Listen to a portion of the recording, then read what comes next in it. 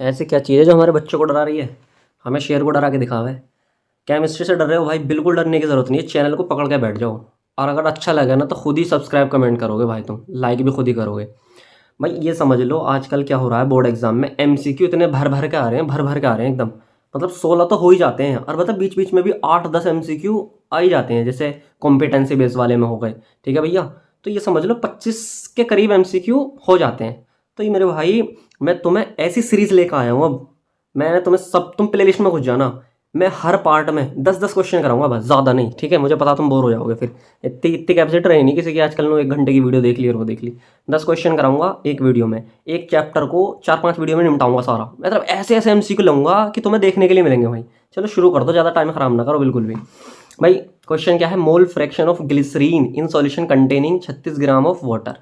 भैया mole fraction का सिर्फ एक ही फॉर्मूला है जिंदा। मोल फ्रैक्शन में तुम्हें क्या करना है, मोल फ्रैक्शन होता है is equal to mole upon total mole. Total mole, ठीक है भैया। मोल मोल लिख दो या एन लिख दो।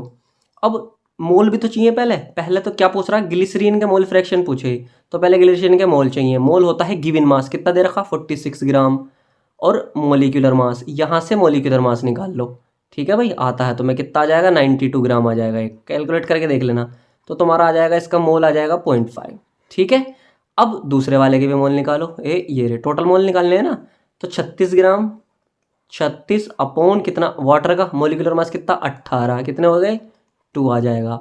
अब देखो भैया, ऐसे ना पूछे हैं मोल फ्रैक्शन ऑफ ग्लिसरीन। जब जिसके भी मोल फ्रैक्शन निकालने हो ना, तो उसका मोल ऊपर रखो। चलो, mole fraction of glycerine x g is equal to n g, यानी कि ग्लिसरीन के मोल ऊपर रखे जाएंगे मेरे दोस्त, और एन जी प्लस वाटर के, मतलब एन वाटर। चलो कितना आया, जी कितना आया 0.5, और एन जी यहाँ पे भी 0.5 और प्लस 2, और आंसर कितना आ जाएगा 0.2 आंसर आ जाएगा। अगर ये भी कैलकुलेट ना हो तो इसमें मेरी गलती नहीं भाई। मोड़ के धज्जे में उड़ाया करो। चलो अब अगला क्वेश्चन देखते हैं, ये तो इजी था। Out of molality, molality and molarity. भैया मोलेलिटी, मोलेलिटी का फॉर्मूला होता है mole upon mass of solvent in KG. Solvent का मास, तो मास का टेम्परेचर से लेना देना नहीं होता, छोड़ो। मोलैरिटी, मोलैरिटी में आता है नीचे, ऊपर तो आता है मोल, नीचे आता है वॉल्यूम। अब वॉल्यूम तो जिंदा डिपेंड करता है टेम्परेचर पे। ठीक है भैया, जहाँ जहाँ वॉल्यूम की बात होगी टेम्परेचर से वो होगा, ये इफेक्ट होगा, बढ़ेगा या घटेगा। ठीक है, चलो फॉर्मेलिटी, ये भी मोलैरिटी का हिस्सा है भैया, मोलैरिटी का। अब आता है मोल फ्रैक्शन, इससे भी कोई लेना देना नहीं टेम्परेचर का, तो आंसर क्या हो जाएगा, ये हो जाएगा सी वाला, एम और एक्स, यानी कि ना तो मोलैलिटी अफेक्ट होगी टेम्परेचर से, और ना क्या होगा मोल फ्रैक्शन। चलो भैया आंसर देख लो, चलो ये रहा आंसर सी। चलो अब आगे चलते हैं। Which of the following condition is not satisfy by an ideal solution. Ideal solution में मैंने 3 चीज़ बताई थी। पहला, रोल्ट लॉ को फॉलो करेगा, रट के फेंक दो उसे, रोल्ट लॉ फॉलो करेगा। देखो ये वाला थर्ड वाला ऑप्शन है ये सही।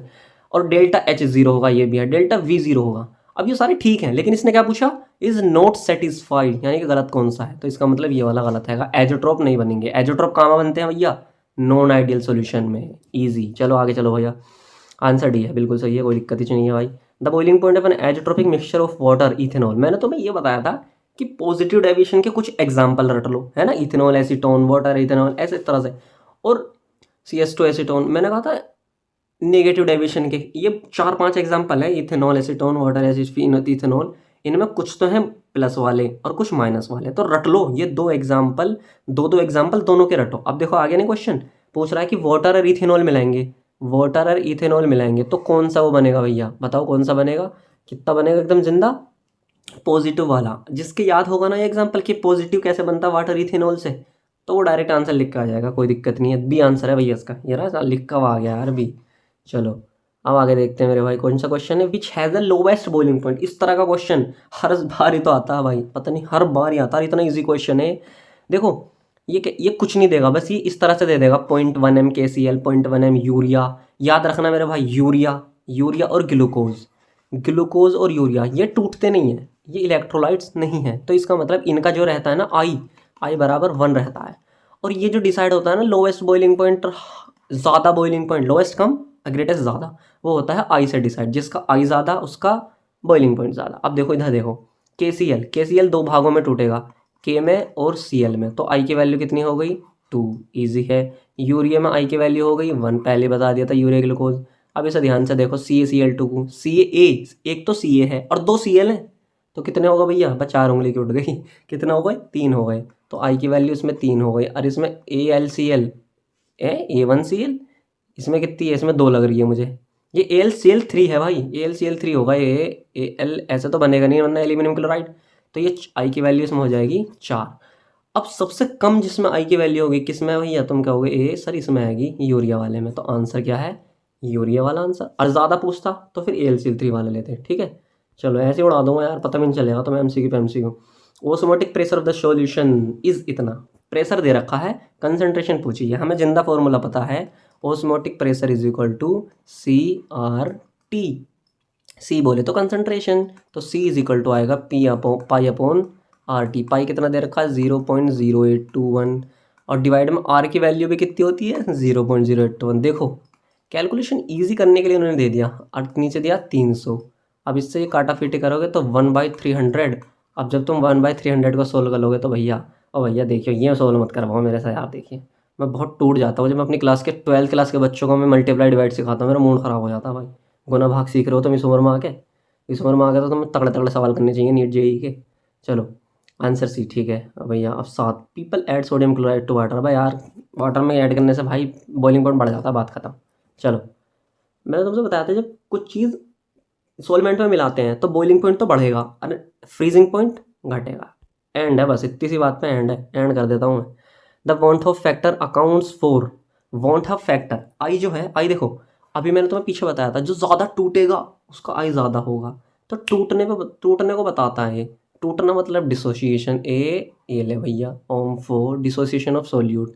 इसका मतलब आंसर इसका भी हो जाएगा। चलो यार ये तो इतनी इजी क्वेश्चन है। Which relationship is not correct? Correct कौन सी नहीं है? ये भी सही है, पाई वाली भी, मोल अपॉन वॉल्यूम। ठीक है ये भी ठीक है। डेल्टा टी भी, के भी, ये भी सही है। और इधर देखो यार, जब डेल्टा टी भी आया तो के एफ क्यों आ गया? चलो के एफ तुम इसे अरेंज करके देखोगे ना तो ये गलत आएगा, बात खत्म। फॉर्मूले हैं 3, 2 फॉर्मूले नहीं है क्या? डेल्टा टी एफ वाला, डेल्टा टी बी वाला, वो फॉर्मूले हैं, उनसे देख लेना, ये गलत है। ठीक है बताओ, डायरेक्ट फॉर्मूला पूछ रखा, कसम से मैं मूड खराब बस। The molal elevation constant depends on. देखो भैया तुम ये पढ़ते रहते हो के बी और के एफ, 2 चीज़ें थी ना। एक तो molal elevation boiling point constant, और एक होता है मोलल डिप्रेशन कांस्टेंट। तो ये किस पर डिपेंड करते हैं कि वाटर के लिए ये है, उसके लिए ये है, उसके लिए। तो ये नेचर ऑफ सोलवेंट पर डिपेंड करते हैं। सोलवेंट जिसमें हम मिला रहे हैं, सोलवेंट का मतलब होता है जिस चीज़ में हम घोल रहे हैं। चलो जिस चीज़ में हम कुछ चीज़ें मिलाते हैं वो सॉल्वेंट होता है, जो मिलाते हैं ऐड करते हैं छोटी कम अमाउंट में जो होता है वो सॉल्यूट होता है। अब भैया देखो, अगर ज़्यादा मज़ा आ गया ना दोस्त, अगर तुम्हें पता भी नहीं चला कि 10 क्वेश्चन कैसे हो गए, टाइम का पता भी नहीं चला, तो दोस्त अभी कमेंट चाहिए भाई मेरे, अभी कमेंट चाहिए सबसे पहले कि सर मज़ा आ गया और वीडियो बनाओ, हम फैलाएंगे। तुम फैलाना भाई, सब्सक्राइब करना, शेयर करना। ठीक है चलो फिर मैं आप बनाता हूँ। एंड हो गया स्लाइड का, मिलते हैं।